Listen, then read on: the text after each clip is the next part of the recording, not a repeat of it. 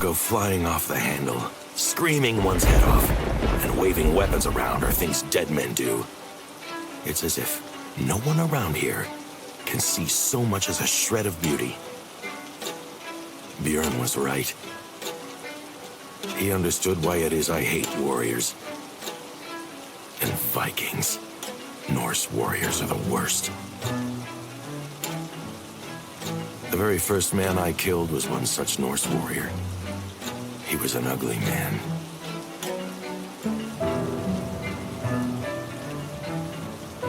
He was my father. Now, boy, here's some advice for the future. I'll tell you how to kill someone you truly hate.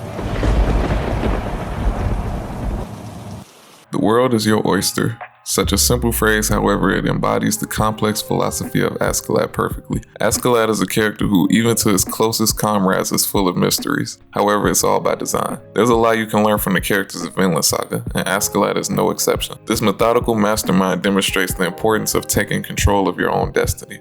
Askeladd represents many of the themes that make Vinland Saga such an interesting and well-written story. His great morality gives a more genuine and realistic tone to his actions.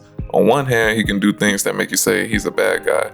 Then, with proper context and further understanding, you realize he did those things with good intent. Askeladd is a master of manipulation and deception. When you look at every one of his relationships with the people around him, both sides see the relationship in a completely different light. Askeladd is a man who came from nothing, set what many would think is an unimaginable goal, and lived his life with the sole purpose of achieving that goal.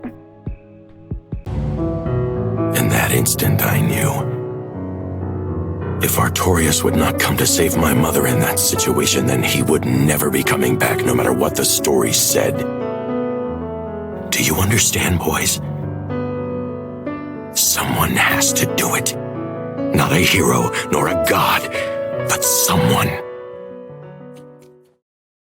Askeladd was born of mixed Danish and Welsh blood. His father Olaf was a well-respected Norse warrior, and his mother, Lydia, was a Welsh noblewoman who was captured and enslaved by Olaf. Lydia was Olaf's favorite for a while until she fell ill, which caused Olaf to shun her. Because of this, Askeladd had to work from a young age and was often covered in ashes and manure, which is how he got the nickname Askeladd, which means ashen lad.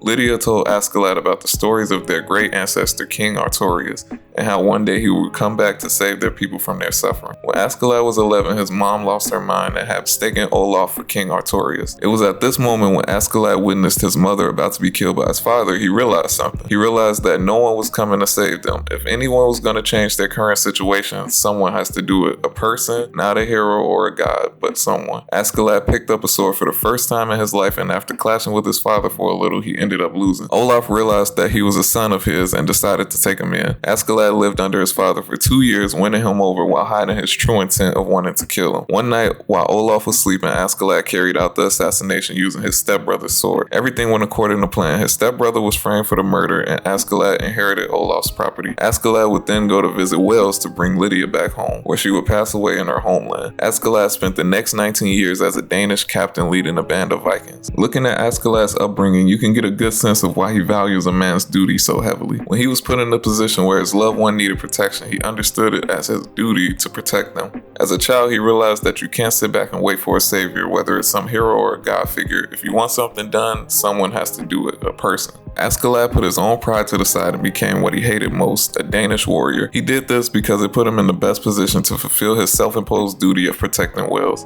Instead of trying to protect Wales from the inside, he went to the battlefield in Danish territory and devised a plan with Wales' best interest in mind. Askeladd lived among the very people he hated for 19 years to keep an eye on their plans and be in a position to stop any invasions of Wales.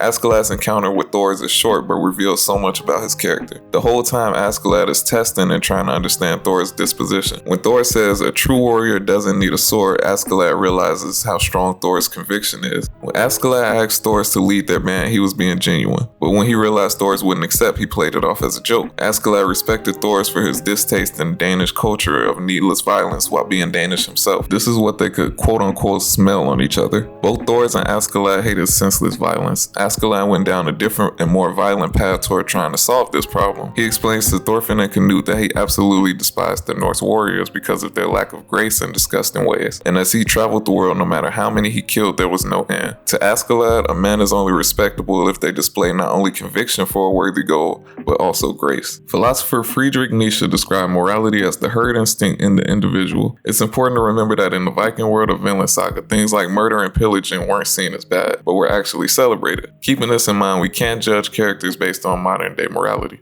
This is why the characters in Vinland Saga feel so real and compelling, because they aren't perfect. No one is a perfectly good hero or villain just for the sake of being evil. Just like real people, characters take actions and live lives where they have regrets. Askeladd is a prime example of this. He respected Thors and definitely felt bad for having to kill him. However, Askeladd felt his duty was always to protect Wales, and like he said, after losing the duel, he couldn't just walk away and continue to lead his men. Askeladd put his morals and honor to the side and killed Thors after losing their duel. Something interesting to note here is when Askeladd first accepts Thor's challenge to duel, he swears under his father Olaf and in the name of Odin. However, after learning more about Thors and gaining respect for him, when Thors asks him to retreat after killing him, Askeladd swears in the name of Artorius. It's interesting to see how when he lies, he swears on his Norse bloodline and keeps his promise when he swears on his Welsh bloodline. This shows that even though he's living amongst Vikings and committing acts that he may not agree with, he hasn't completely lost his moral compass. Although on the surface it may seem like you can easily say Askeladd is a bad guy, he's too complicated of a character to put in a box like that. On one hand, he killed Thorfinn's father, however he takes Thorfinn in and raises him while teaching him how to survive. Askeladd's final words reveal the true way he viewed his relationship to Thorfinn. He saw great potential in Thorfinn to carry out the legacy of Thor's, which is what he was trying to prepare Thorfinn for since his childhood. This could be seen as an extension of the guilt he felt for killing Thor's, or as Askeladd seeing himself in Thorfinn, since they have very similar stories. Askeladd's actions are multi-layered with so many intentions that it's unfair to boil his morality down to just good or bad.